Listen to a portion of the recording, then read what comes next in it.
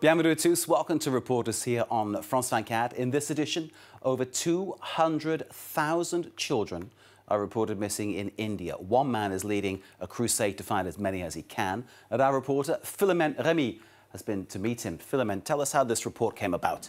Well, Mark, when you live in New Delhi, at almost every traffic light, you can see street children who are begging.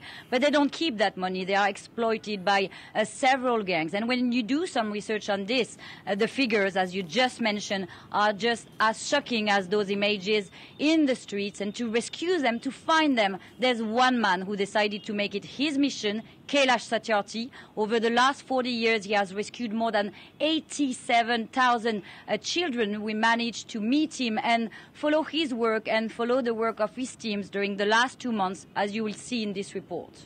Let's take a look now at Philomène's report.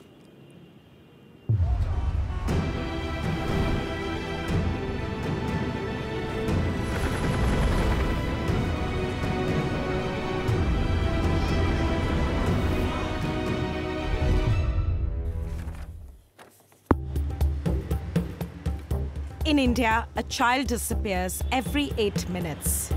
In the capital, New Delhi, 6 out of 10 children who go missing are never found. They are called the lost generation. We're on the road with Arshad, who has worked for over 2 decades with the child protection NGO Bachpan Bachao Andolan. Today, he's on his way to a sweatshop where underage children are illegally employed. We're going to conduct the raid after many days of preparation.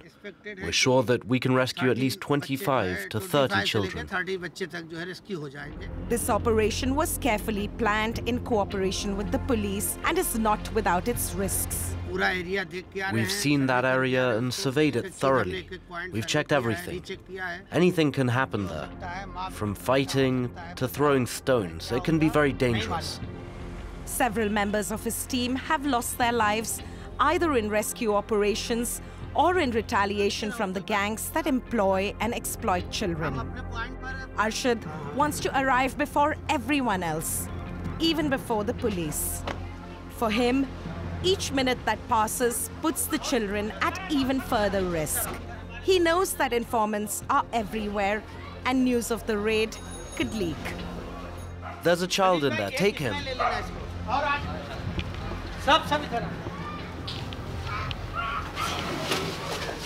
This building is in the heart of the capital, New Delhi.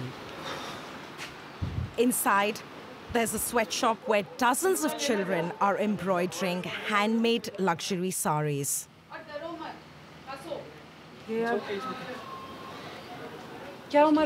How old are you?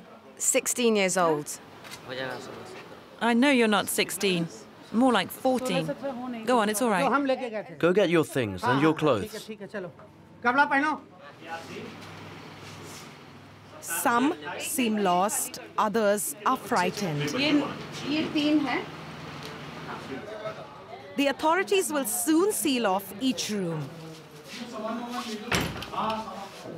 If we don't seal up the doors, their boss will obviously come and get his stuff and run away. And after that, the police won't be able to find him. But on the other hand, if he agrees to pay the children what they're owed based on the minimum wage, the seals will be removed. Under Indian law, employing minors is a crime. But the perpetrators often evade arrest and disappear, only to resurface a few months later with a new sweatshop. Arshad is concerned about the welfare of the children. Have you eaten since this morning? Did you have breakfast? Paroma, come on. They haven't had anything to eat at all. I knew it. These boys are between 8 and 16 years old. Some of them have been forced to work 16-hour days and have not seen sunlight in months. It's going to be a long day for them. They will now be taken to the local police headquarters. Since they haven't been officially identified, a number is assigned to them. There are 42 of them, many more than Arshad anticipated. This raid was a real success. I can't describe what I feel after saving these children. It's wonderful to see them laugh again. Now we'll finish identifying them, they'll be able to go back to school one day, grow up, and find their place in society.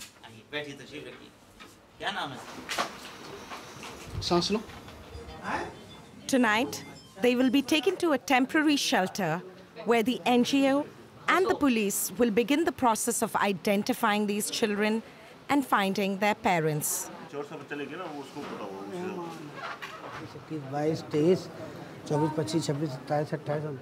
These sweatshop raids were pioneered by Kailash Satyarthi, who set up Bachpan Bachao Andolan, the NGO Arshad works with today.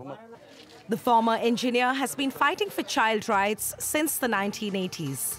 Since then, he has rescued more than 87,000 children. In 2014, he was jointly awarded the Nobel Peace Prize along with Malala Yousafzai. There is no greater violence than to deny the dreams of our children. In the North Indian state of Rajasthan, Satyarthi runs a rehabilitation center for children who were rescued but are yet to be reunited with their families. At present, nearly 100 children live here. Some families were never found, while others have chosen to leave their children in the care of the NGO due to financial constraints. This year, the center is celebrating its 20th anniversary.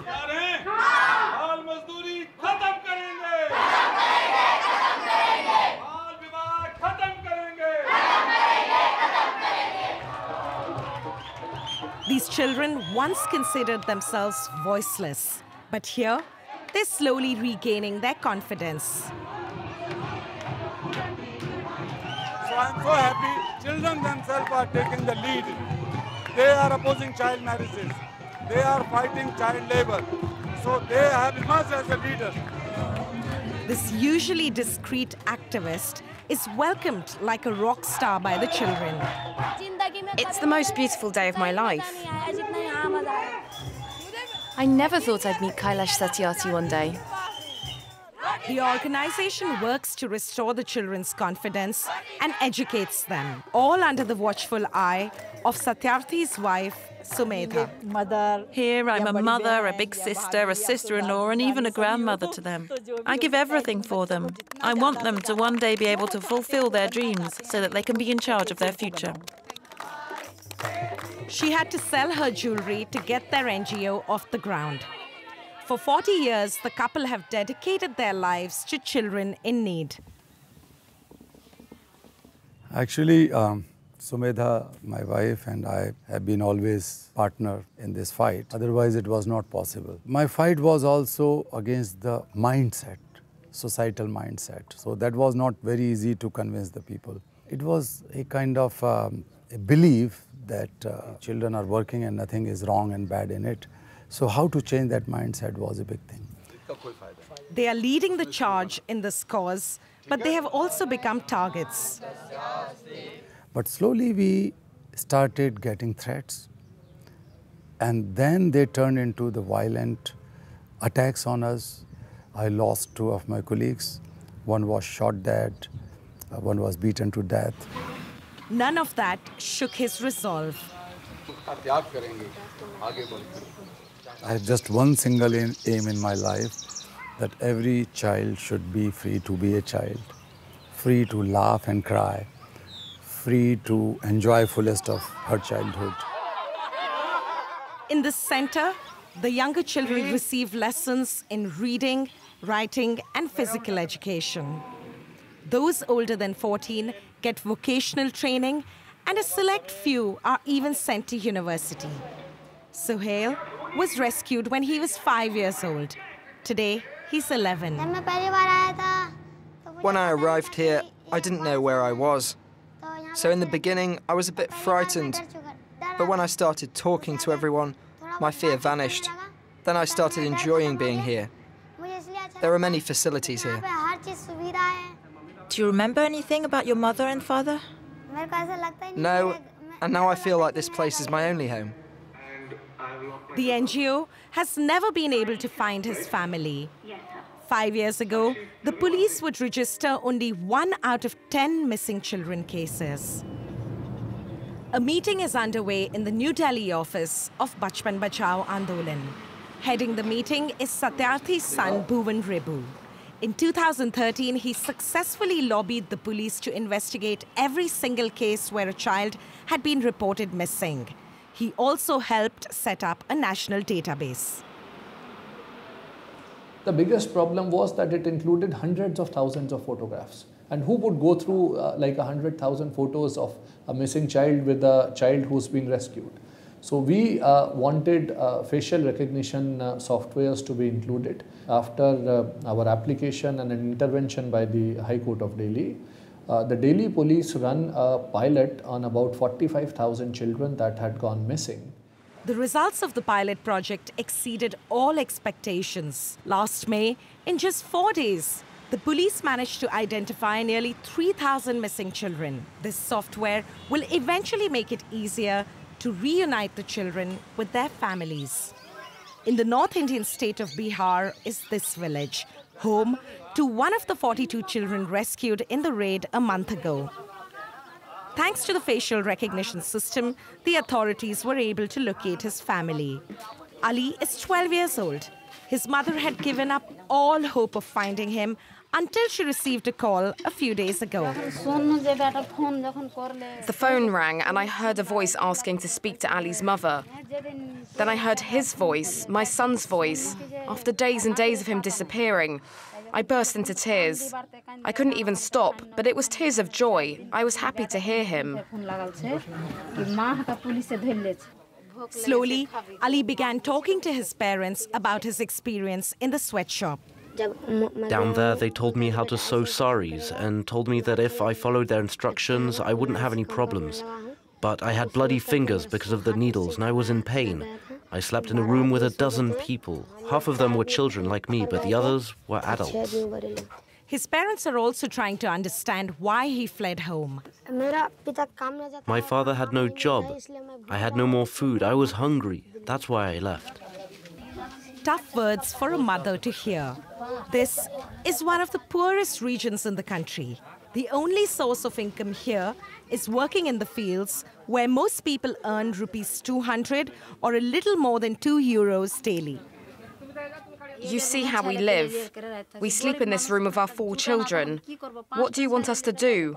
We are poor and we can't afford more. I can endure all the suffering in the world to try and give him a better life, but I don't want him to run away again. Ali was reunited with his family. His story has a happy ending, but that's rare. 200,000 children are still missing in India.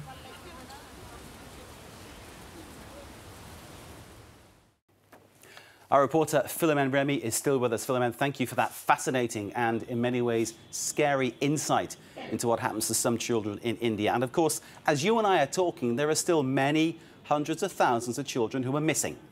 Yeah, well, many are still in the hands of these mafias. In our report, it's an embroidery workshop which was raided, but as I mentioned before, some of them are forced to beg. For the girls, for most of them, they become domestic maids in some families, and some of them, as young as 8 years old, are forced to work up to 18 hours per day. And to find them, it's much more difficult because the employers make sure that they don't leave the house. Some other girls, some other boys are forced into prostitution. But among those children who are still missing, some of them are actually inside governmental childcare centers. And the authorities cannot just identify them because they have no papers or because the family, when they reported the disappearance of their child, had no photo to give to the authorities because they are too poor. And for those last one, the use of this facial recognition software is a big hope, a hope to find again their families. Indeed, as you're saying this, Philomène, one considers their situation and often the laws don't really play in their favour. Let's take a listen to Kailash Satyarthi talking about that problem. Some years ago, nobody talked about trafficking. This phrase was not used because India did not have any law. India still does not have any law against trafficking, a specific law. So we have been struggling, and the government has recently announced that they are going to bring this bill in the next parliamentary session. I hope so. Campaigner Kailash Satyarthi there on the situation that he's dealing with and these children are victim of. And Philomen, what are the laws and the legal frameworks that need to change that he hopes are going to change? Well, Mark, it's important to remind that when Kailash Satyarthi conducted his first rescue operation in 1981, there was no law in India to protect children, not until 1986, when the government introduced a first law on child labor, in that India has ratified 2 international conventions, one of minimum age and one on forced labor. It is now forbidden to employ a child under 14 years old, but another important legal aspect is laws against trafficking of human beings, trafficking of children, because this is what we're talking about when children are exploited and deprived of their rights. And for this, it's in 2016, 2 years ago, that the first bill was presented, but a bill which includes punishing laws for traffickers, but nothing concrete for the victims in terms of compensation or rehabilitation in the society.